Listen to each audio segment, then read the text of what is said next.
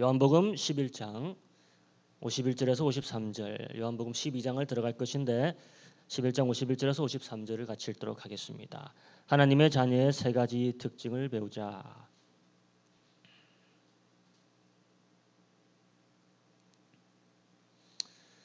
자, 우리 한 목소리로 한번 읽어보도록 하겠습니다. 시작.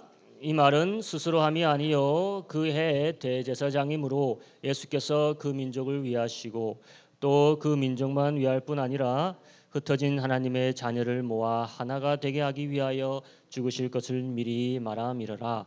이날부터는 저희가 예수를 죽이려고 모의하니라. 아멘. 할렐루야. 성도님들 반갑습니다. 오늘 예수님의 미션을 바로 짚어주고 있는 대목이 나오죠. 예수님의 삶의 미션이요. 예수님께서는 그 민족을 위하고 흩어진 백성들을 모아서 하나 되게 하시려는 것. 이게 하나님의 계획이자 예수님이 이 땅에 오신 미션이었다 이겁니다. 없어졌던 나라 이스라엘을 다시 모으고 로마의 지배를 당하는 지금 유다를 해방시킬 것이다. 이와 같은 말씀처럼 들립니다. 하지만 여러분, 예수님은 세상의 어떤 왕족으로 태어난 것도 아니고 부유한 가족에게서 태어난 것도 아니죠. 그저 가난한 목수의 아들로 태어난 것인데 이제껏 아무도 해본 적 없는 이런 일을 자신의 미션을 삼으신 겁니다. 한 나라를 부흥시키고 없어진 나라를 회복한다.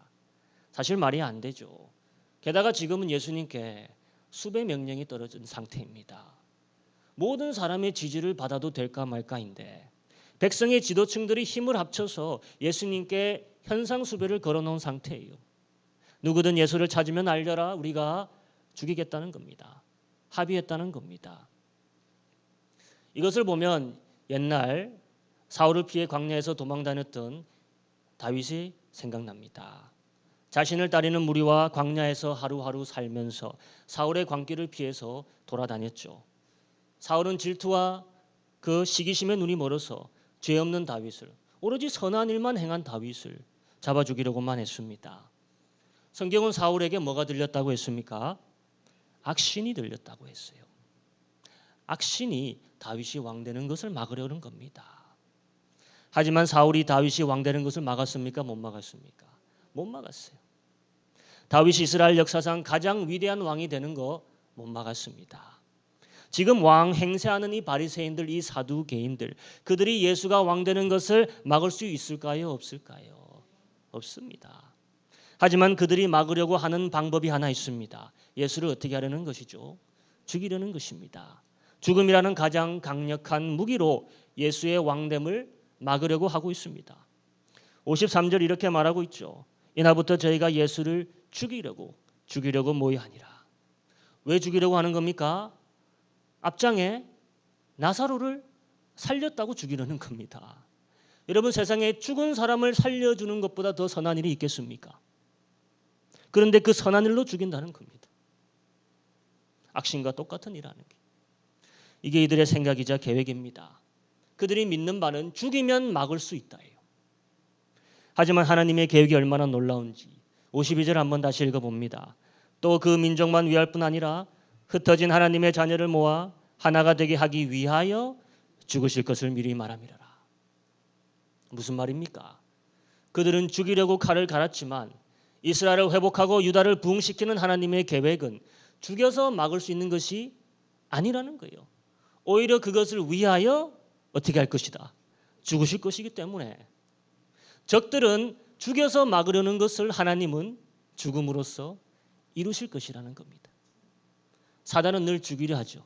사단과 그의 악신들은 선한 것을 늘 죽이고 파괴하려고 합니다.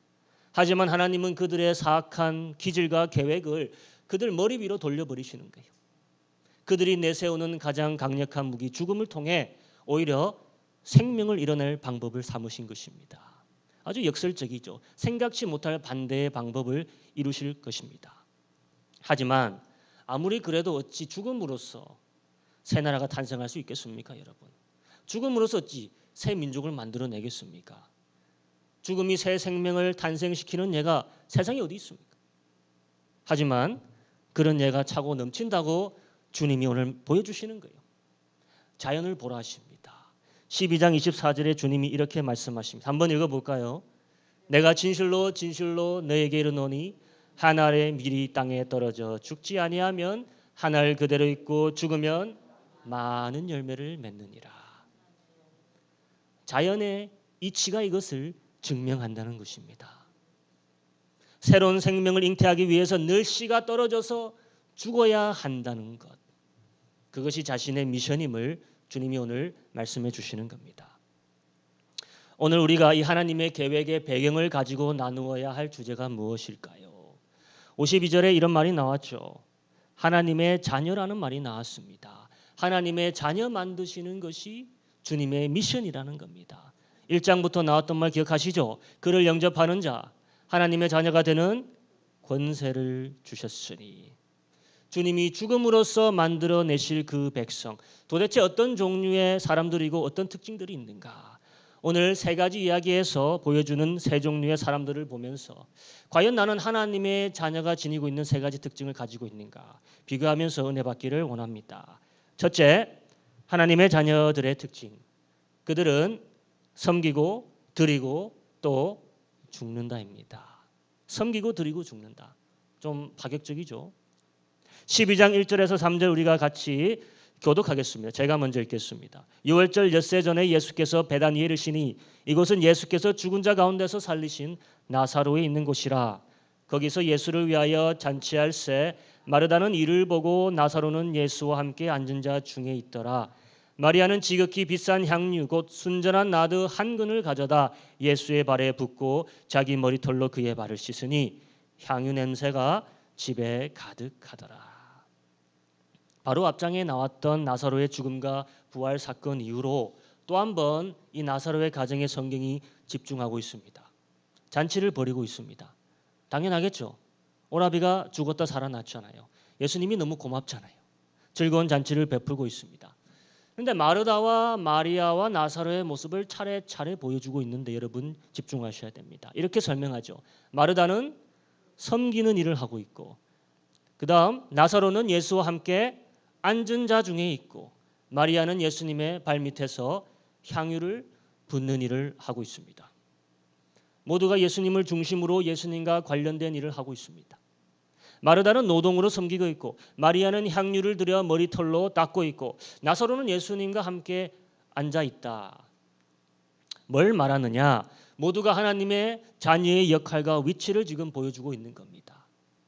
누구는 뭐하고 누구는 뭐하고 따로따로 자기 역할을 하는 모습을 보여주는 것이 아닙니다. 이들의 각기 다른 모습이 다 같은 동일한 하나님의 자녀의 모습에서 나옴을 보여주고 있는 겁니다. 하나님의 자녀로서 힘과 재능으로 주를 섬기는 모습, 하나님의 자녀로서 모았던 그 귀한 것을 단번에 깨트려 드리는 모습. 300데나리온은 여러분 1년치 봉급입니다. 그것을 쬐금쬐금 드리는 게 아니에요. 어떻게 드린 겁니까? 한 번에 다 드리는 거예요. 깨트려서. 또 그렇게 섬기고 드리는 모습만 있는 게 아니라 어떤 모습이 나오냐? 나사로의 모습을 보세요. 나사로는 지금 누구와 함께 앉았다는 겁니까? 예수님과 함께 앉은 모습이에요. 하나는 부엌에서 열심히 섬기고 있고 하나는 예수님의 발밑에서 열심히 드리고 있고 하나는 예수님과 옆에서 나란히 앉아있는 모습이죠. 행동도 다르지만 위치도 다 다른 것입니다. 하지만 이 모든 것이 하나님의 자녀가 가지는 특징이라는 거예요. 우리에게 섬김과 드림만 있는 것이 아니라 우리의 위치가 예수님과 동등한 자리에 있다는 것입니다. 거기 예수님과 함께 앉아있는 나사로의 모습에 좀 더 집중해 보기 원합니다. 여러분 예수님이 그를 죽음에서 불러내주지 않았다면 지금쯤 어느 자리에 나사로가 누워 있겠습니까? 무덤 속이겠죠. 그 어두운 굴 속, 차가운 굴 속 죽음의 자리에서 지금쯤 썩으면서 누워 있을 것입니다. 그런데 지금 어디에 있는 거예요? 예수님과 함께 앉아 있는 것입니다. 그의 위치가 죽음에서 어디까지 높여진 겁니까? 예수님의 옆자리까지 높여진 겁니다. 예수님과 거기 동등한 자리에서 함께 먹고 마시는 것 보여주는 겁니다. 우리가 부탁한 것 아닙니다. 바란 것도 아니에요. 주님이 그렇게 해주신 것입니다. 왜인지 아십니까? 하나님의 자녀 삼으시려고. 11장에 나왔잖아요. 예수님이 본래 마르다와 동생과 나사로를 어떻게 하였더라? 사랑하였더라. 사랑하셨습니다. 왜? 하나님의 자녀이기에. 하지만 더 중요한 것은 이것입니다. 이제부터는 예수님의 운명과 나사로의 운명이 동일선상에 있다는 것이에요. 예수님을 죽여야 된다는 암살 명령이 동일하게 누구한테 떨어진 줄을 봐야 됩니다. 12장 1절, 10절 이렇게 얘기하고 있습니다. 대제사장들이 나사로까지 죽이려고 모의하니라. 나사로의 운명과 예수님의 운명은 이제 결탁돼 버렸다는 것이에요. 나사로가 살아난 것이 행복한 일이지만 그의 등 뒤에는 예수님처럼 죽음의 타켓이 그려진 것이에요. 이제 예수님도 죽게 되고 나사로도 죽게 된 것입니다. 한 사람이 살아나서 당장 좋지만 이로 인해서 사실은 몇 사람이 죽게 된 겁니까? 두 사람이 죽게 된 거예요. 하지만 차이점이 있습니다. 이런 음모와 죽음의 협박이 방금 전 죽음에서 살아 돌아온 나사로에게 협박이 될까요? 안 될까요? 안 됩니다. 지금 여기서 벌어지고 있는 잔치는 보통의 기쁨으로 드리는 잔치가 아니었다는 거예요. 분명 죽었다 살아난 사람이 돌아오니까 기뻐서 드리는 잔치가 맞습니다. 하지만 그것보다 더 높은 이상과 가치를 가진 잔치입니다. 왜냐? 죽음이라는 것을 물리친 사람이 여기 있다라는 잔치예요. 하나님이 보내신 아들이 죽음의 공포를, 통치를 끝내시는 분이라는 것을 입증한 그 잔치라는 겁니다. 세상 모두의 비극과 걱정을 하나님이 아들 예수를 통해 해결해 내셨다는 잔치라는 거예요. 하나님의 선한 계획이 이제 세상 만천하에 드러난 것입니다. 더 이상 사람이 죽음에 두려워 떨 이유가 없다는 것을 보여주신 거예요. 누구는요? 하나님의 자녀들은. 나사로의 기쁨을 또다시 죽음으로 뺏어갈 수 있을까요? 한 번 죽어본 경험자가 두 번 죽는 거 두렵겠습니까? 마르다와 마리아와 나사로 그 가정이 지금 경험하고 있는 이 기쁨은 이제는 세상이 앗아갈 수 없는 그런 종류의 기쁨이 돼버린 것입니다. 사망의 쏘임이 제하여진 기쁨이에요. 그런 기쁨으로 인해서 주를 위한 섬김, 주를 위한 드림이 행해지고 있고 그것이 잔치를 사실 가득 채우고 있는 그 아름다운 향기의 진짜 에센스라는 것입니다. 그러니까 그들의 섬김은 하루 이틀 하고 끝나지 않을 거라는 거예요. 그들의 향유를 깨어 부어 드림은 한 번의 이벤트성으로 끝나지 않을 거라는 드림이라는 겁니다. 이제 이 가정은 예수가 그들에게 누군 줄 알았고 그들이 예수에게 어떤 존재인지 확실히 알았기 때문이에요. 예수님이 그들을 사랑한다 했어요. 근데 그냥 사랑이 아닌 것을 깨달은 겁니다. 어떤 사랑이냐? 죽음을 이기는 사랑이라는 거예요. 그것이 하나님이 작정하신 계획이었다는 것을 깨달았습니다. 죽음을 이기는 사랑을 믿고 이제 확신하는 것, 이것이 이 잔치의 진짜 이유이자 기쁨이라는 것입니다. 그래서 하나님의 자녀는 기쁨으로 드리고 섬길 수 있고 심지어 예수님과 함께 죽을 수도 있다는 것입니다. 둘째, 하나님의 자녀들의 특징 보기 원합니다. 그 특징은 그들은 주님을 따라간다예요. 어디까지냐? 어떤 모습으로 따라가느냐? 그것을 우리가 봐야겠죠. 한번 우리가 읽어보겠습니다. 12장 12절에서 15절 우리 교독해 보겠습니다. 그 이틀날에는 명절에 온 큰 무리가 예수께서 예루살렘으로 오신다함을 듣고 종려나무 가지를 가지고 맞으러 나가 외치되 호산나 찬송하리로다. 주의 이름으로 오시는 이곳 이스라엘의 왕이시여 하더라. 예수는 한 어린 나귀를 만나 타시니 이는 기록된 바 시온 따라 두려워 말라 보라 너의 왕이 나귀 새끼를 타고 오신다함과 같더라. 여러분 잘 아는 종려 주일의 그 말씀이죠. 이 날이 정확히 어떤 날이냐? 니산월 10일입니다. 유대인 달력으로 치면 1월 10일이에요. 6월절 날 4일 전입니다. 여러분 6월절 날이 어떤 날입니까? 애굽에 있을 때 하나님이 보내신 그 죽음의 천사가 모든 첫째 난 것을 다 쳐 죽이고 있을 때 하나님 자녀들에게 무슨 증표를 발라주셨습니까? 어린 양의 피지 않습니까? 이 피는 생명값이요 죽음의 표식이었습니다. 그 죽음의 표식을 가진 집은 다 무사했어요. 바로 그 6월절을 위해서 그 어린 양을 골라서 집에 데려오는 날이 10일입니다. 집에 데려왔어요. 흠없는 어린 양을 골라야 했고 그 어린 양이 다음 3일 동안 집에서 같이 머물면서 식구들에게 점검을 당하는 거였습니다. 근데 여러분 가만 생각해 보세요. 3일 동안 그 어린 양과 함께 지내면은 어떤 일이 자연스럽게 생길까요? 잠시지만 가족이 되는 거예요. 정드는 겁니다. 그 어린 양이 얼마나 귀엽고 사랑스럽겠습니까? 잠깐이라도 그 어린 양의 마음이 가는 거예요. 당연하죠. 하지만 정을 붙이고 사랑했던 어린 양이라도 그의 데려온 목적이 바뀝니까? 안 바뀝니까? 안 바뀌어요. 그 가정을 위해서 어떻게 데려온 것입니까? 죽임을 당하려고 희생되려고 데려온 거예요. 그리고 그 어린 양이 14일 날 죽음으로 바쳐질 때 조금이라도 그 정들었던 마음으로 인해 마음이 어떨까요? 아프다는 겁니다. 그리고 고마워하는 것이에요. 왜입니까? 자신들이 짊어져야 될 죄로 인해서 죽어지는 아무 죄 없는 어린 양이잖아요. 바로 이 아픔과 고마움이 내 마음의 증거로 남는 것이 유월절 의식의 가장 중요한 부분 중 하나이라는 것입니다. 오늘 예수님이 예루살렘으로 입성하는 이 광경은 이전까지 예루살렘으로 올라가시는 광경과 다릅니다. 공개적으로 이제 자신을 드러내신 것이에요. 모든 사람이 다 볼 수 있도록. 바리새인들과 사두개인들, 로마인들이 모두가 그를 쳐다보고 확인하는 날이 됩니다. 그에게 뭐가 있을지, 흠이 있을지, 결함이 있을지 어떻게든 갖은 노력을 다해서 찾아보려고 하는 것이에요. 그런데 주님에게 결함이 있습니까? 없습니까? 아무 결함이 없어요.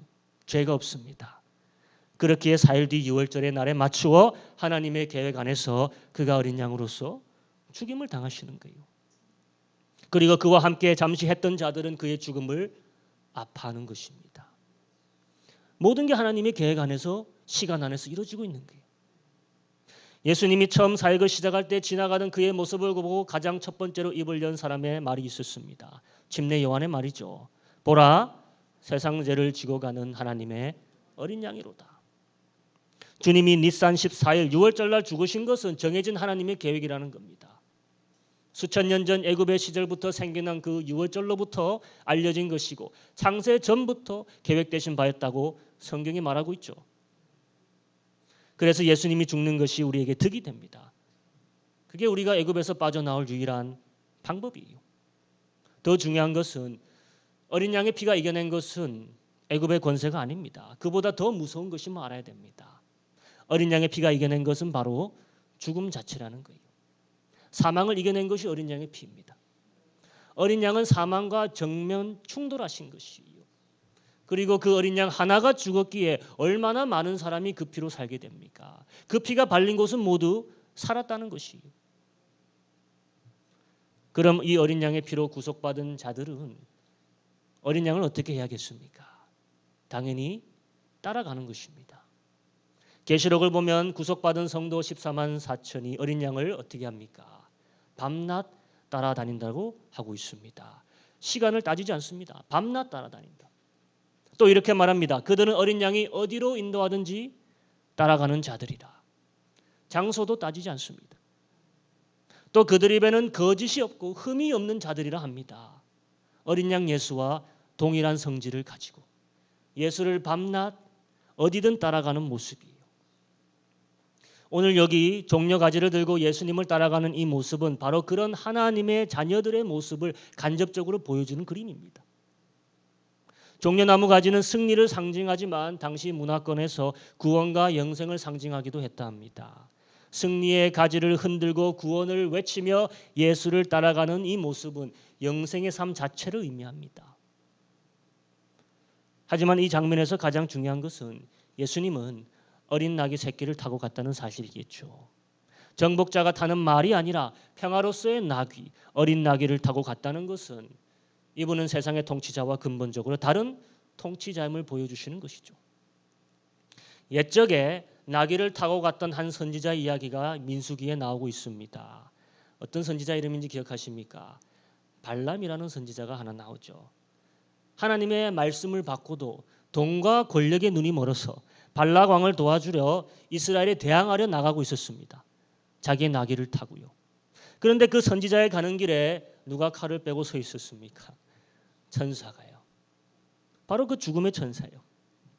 그런데 이 발람 선지자의 눈에는 그 천사가 보입니까? 안 보입니까? 안 보였던 거예요. 길 앞에 서 있는데도 보이지 않았어요. 자기의 죽음이 그 앞에 있는데도 보이지 않는 겁니다. 그런데 누구 눈에는 보였더라? 나귀 눈에는 보였다는 것이요. 그래서 저 나귀가 죽음을 보고 피해 가려고 3번이나 장소를 옮겼습니다. 무지한 선지자의 목숨을 3번이나 이 나귀가 살려줬던 것이요. 오늘 나귀를 타고 예루살렘으로 입성하는 이곳에 사람들은 예수께 있을 큰 영광을 기대하고 있습니다. 새로운 정부가 들어설 것이라 생각하고 있습니다. 하지만 주님이 바라보고 나아가는 곳은 사실 죽음이라는 것이요. 이 선지자가 가는 길에 그때 민수기처럼 죽음이 떡하니 서 있고 있습니다. 하지만 이번에 가는 선지자는 가짜 선지자가 아니에요. 진짜 선지자입니다. 자신의 권력과 부를 위해서 나서는 것이 아니라 백성들에게 진심 어린 축복과 생명을 주기 위해서 좌로도 우로도 치우치지 않고 곧바로 가는 길을 택해서 가시는 분입니다. 그럼 마찬가지 예수를 따라가는 자는 어디까지 따라가는 자들이겠습니까? 죽음까지 따라가는 자들이겠죠. 그리고 주를 따라가기에 주님이 그 죽음을 넘으셨기에 따라가는 우리도 같이 죽음을 넘어간다는 것이겠죠. 계시록에 보여지는 어린 양의 모습이 한 특성을 보여줍니다. 그 어린 양의 모습에 흔적이 있다 합니다. 어떤 흔적이죠? 죽은 흔적이 있는 모습이라 했습니다. 계시록의 어린 양을 따르는 그들 모두의 몸에 하나님께 받은 인치심의 흔적이 있다 합니다. 하나님의 자녀의 인치신 흔적이 도대체 뭘까요? 어린 양의 가장 자랑스러운 흔적은 그가 죽었었다는 표식입니다. 그렇다면 우리 삶의 가장 자랑스러운 표식은 아마 예수를 따라 나도 죽었다는 표식일 것이에요. 그래서 하나님의 자녀가 주님을 따라 산다는 것은 그 삶에 죽은 표시가 있다라는 말입니다. 반대로 계시록서를 보면은 사단의 자녀, 사단을 따라가는 자, 짐승을 따라가는 자도 이마와 손에 표식이 있습니다. 어떤 표식인지 여러분 기억하시죠? 짐승의 숫자죠. 우리가 흔히 이야기하는 666이죠. 그것이 무엇인지 우리가 아직 알 수는 없지만 중요한 것은 그것의 용도와 상징입니다. 이 표시가 왜 필요하고 무엇을 위한 것이냐? 이 표시는 그들이 누구의 자녀임을 보여주는 겁니까? 사단의 자녀, 마귀의 자녀임을 보여주는 표식이에요. 또 용도가 뭡니까? 이 표시가 있어야 무엇이 가능하다 했습니까? 사고 파는 게 가능하다 했어요. 상업적인 활동이 이거 없이는 불가능하다 했어요. 이제 우리가 사는 세상을 한번 여러분 둘러보시기 바랍니다. 모든 것이 다 사고 파는 것입니다. 모든 물건, 모든 서비스, 모든 생활의 주제가 어떻게 사고 팔고 이윤을 남기는지에 관한 것이에요. 심지어 계시록을 읽다 보면 그때는 사람의 영혼까지도 사고 판다라고 했습니다. 영혼까지 사고 파는 시대. 지금만 해도 여러분 이 세상에 안 내놓고 안 파는 게 어디 있습니까? 다 팔아요. 팔고 사는 게 세상의 모든 관심사가 되고 그것이 이 세상의 통치의 근간이자 세상을 돌리고 돌리는 힘입니다. 하지만 이와는 반대로 하나님의 자녀가 가지고 있는 어린 양의 표식은 무엇이라 이거예요. 사고 팔고 남기는 게 아니라 세상의 경제 활동을 위한 표식이 아니라 내가 어린 양과 함께 죽었다는 표식일 겁니다. 그게 어떤 모습의 인인지는 우리가 알 수 없지만 내 과거의 모습, 세상의 원칙을 따랐던 모습이 이제 그리스도와 함께 죽었다는 상징일 것이며 내가 그리스도와 함께 새로운 가치와 원칙으로 살아난 사람이 되었다는 표식일 것입니다. 우리는 한 번 죽었기에 죽음의 협박에 경제적 압박에 무서워할 필요가 없는 자들입니다. 짐승의 표를 받는 자들이 가장 무서워하는 게 죽음이에요. 그리고 가난입니다. 못 사는 것을 두려워하는 거예요. 지금 세대 보세요. 못 사는 것을 죽음보다 더 싫어하는 세대가 지금 세대예요.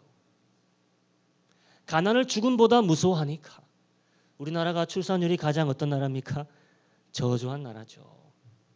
그렇게 가난한 것도 아닌데 남보다 못한 가난함을 끔찍하게 여기는 시대에 살고 있습니다. 이런 세대가 받은 표식이 뭐겠습니까? 이미 받은 거나 마찬가지예요.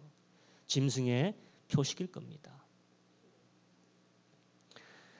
그래서 하나님의 자녀는 어린 양과 같이 죽은 흔적을 가지고 따라가는 자들이라는 것 꼭 기억하시기 바랍니다. 이제 마지막 세 번째, 하나님의 자녀들의 특징. 그들은 늘 생각하는 것 하나가 있습니다. 그것이 무엇일까? 우리 한번 같이 보도록 하겠습니다.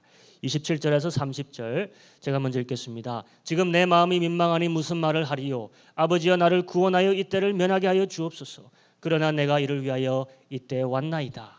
아버지여 아버지의 이름을 영광스럽게 하옵소서 하시니 이에 하늘에서 소리가 나서 가로되 내가 이미 영광스럽게 하였고 또다시 영광스럽게 하리라 하신대.